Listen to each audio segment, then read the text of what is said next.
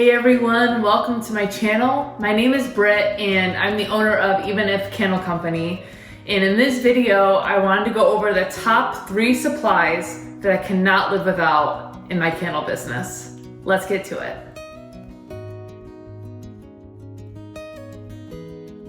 Obviously, there are many supplies that you need in a candle business, but here are just a few supplies that now that I have it, I'll never go back. Number 1, my Digiboil. So when I first started, I used the double boil method and I graduated to the Presto pot, and those were fine for the time that I was doing that. But then I realized, okay, my business is expanding, and so I wanted to be more efficient with my time and make as much as possible with the time that I had. So I chose to invest in a Digiboil, and I'll never go back to any other way unless they make a larger version. I am sticking to the Digiboil. I find that it is just way more productive. I can fork out so many more candles at a time. It holds pounds of wax. I will be investing in a second Digiboil.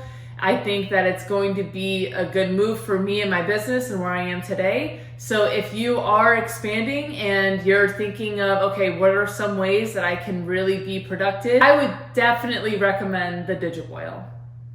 The second supply that I want to discuss was my stainless steel table. So I don't know about you, but when I'm in a space that's not very clean and tidy, I start feeling a little anxious and a little overwhelmed. I was using the plastic, typical 6-foot, 8-foot black tables in order to conduct my vessels and my craft.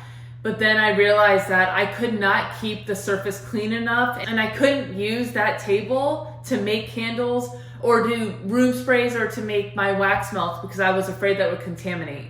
So I found that it was so much easier to say, okay, let's get a different table, look into that, and do some research and see what's best for this craft.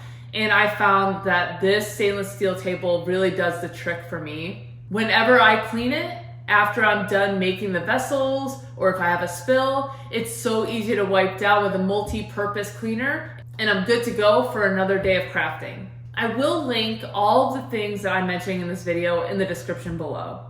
Hey everyone, just wanted to remind you, if you haven't subscribed to my channel, please consider doing so. It really does help my small business, and it also helps other crafters out there learn the same as you're learning. Thanks so much.